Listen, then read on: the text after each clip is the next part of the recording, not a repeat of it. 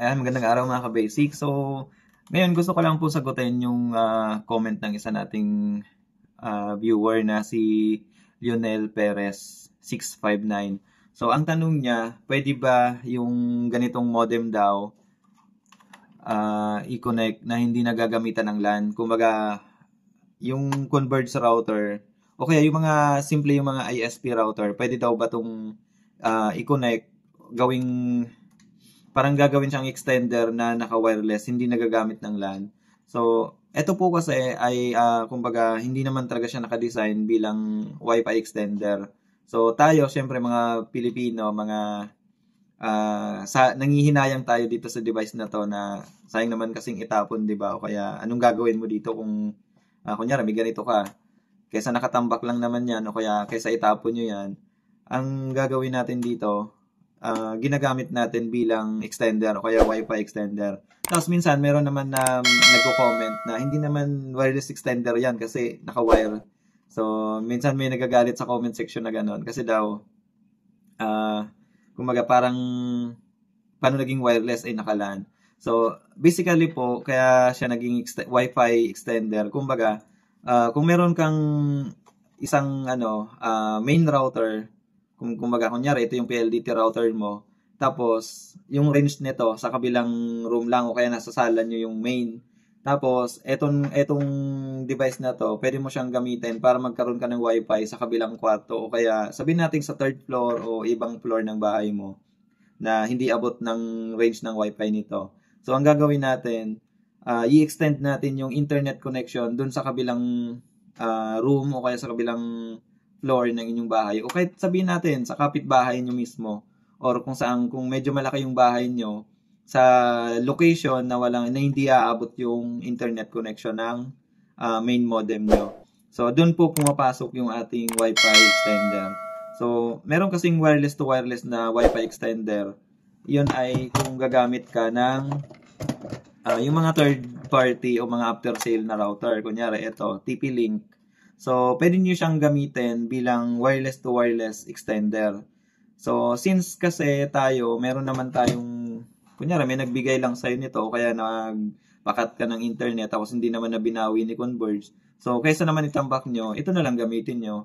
Pero ang gagawin nyo, kailangan naka-wire siya dito sa main modem papunta dun sa likod nito. So, kahit saan namang LAN dyan pwede. So, yun yung purpose po na kung bakit hindi siya, yun po yung sagot kung bakit hindi siya pwede na naka-wireless. Kasi hindi naman talaga siya naka-design. Kumbaga, ginagamit lang natin kasi sayang. So, kung gusto nyo pong naka-wireless, ang gagawin nyo ito. Bibili kayo ng third party o kaya after sale na mga brand. Kagaya ng TP-Link, Tenda, Xiaomi. Maraming brand naman sa market na pwede nyong bilhin. Pero, para sa akin kasi, bakit ka pa bibili kung meron ka naman ganito? So, mag-LAN ka na lang. Actually, kung ako pa pipiliin, kunyari, ito yung modem, tapos maglalagay ako sa ibang location ng bahay na ganitong router na naka-wireless. So, kung ganun ang gagawin ko, mas gugustuhin ko pa. Kahit naman kahit hindi converged router, kahit ganito pa siya, kahit capable pa siya sa wireless to wireless, mas pipiliin ko pa rin i-wire siya kasi mas reliable yung connection nun. Kasi imagine, kumbaga, kunyari, nasa room 1 ka, tapos nasa room 2 yung device. Nasa room 1 yung main, nasa pangalawang room naman ito. So, ang mangyayari kasi nun, kung ikaw nga nagsi-cellphone, medyo hirap nang mag-transmit ng data o kaya mabagal na yung connection mo kasi nasa malayo ka. What if, eto pa, naka-wireless ka, so, yung transmit ng data from main papuntang access point o kaya extender ay magkakaroon na kung naglalaro ka, pwede nang tumaas yung ping nun. Kasi itong transmittal pa lang ng dalawang device ay medyo wireless na, di ba? So kung medyo malayo, syempre magkakaroon talaga ng lag o kaya pagbagal ng internet connection. So para sa akin, mas marirecommend kung gumamit ka ng LAN, either ganitong router man yan, Converge, or TP-Link, or kung ano man brand ng router mo, mas marirecommend ko na gumamit ka ng LAN connection. Kasi, ito po kasing LAN connection, kumbaga nakasaksak siya dito sa main, tapos nakasaksak sa extender mo. So, kung 1000 Mbps yung connectivity, ibig sabihin kaya niyang mag-connect ng hanggang 1000 Mbps. So, walang bawas dito sa internet mo dito. Ang magiging bawas na lang niya, yung wireless papunta sa device mo, galing sa extender, di ba? So, kung malapit ka na dun sa router, sa pangalawang router mo, sa extender mo, mas mabilis yung connection mo. Compared kung naka-wireless yung main, main papunta sa extender, naka-wireless, tapos naka-wireless pa yung cellphone mo. So, ang layo na talaga ng connection nun. Kumbaga, kung may 100 Mbps ka, baka 20 to 30 Mbps na lang yung makuha mo nun.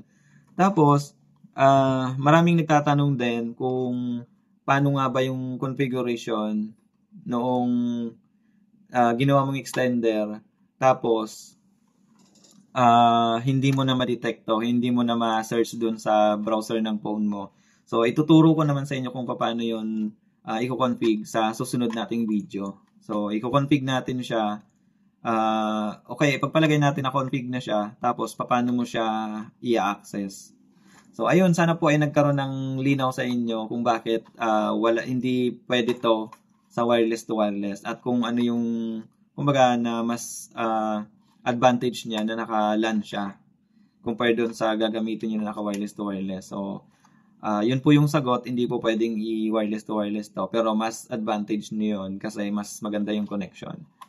Ayun, sana po ay nasagot ko yung tanong ninyo, at actually medyo marami na rin po yung nagtatanong na ganyan. Ngayon lang ako nakagawa kasi ng video kasi medyo nahihirapan akong gumawa ng video actually kasi busy rin sa trabaho. So, ayun po, maraming salamat, at sana po ay kung nagustuhan niyo yung video na to, kung nakatulong naman ako sa inyo, sana po ay pa-share na lang, pa-subscribe para sa mga susunod pa po nating video. Maraming salamat mga ka-basics.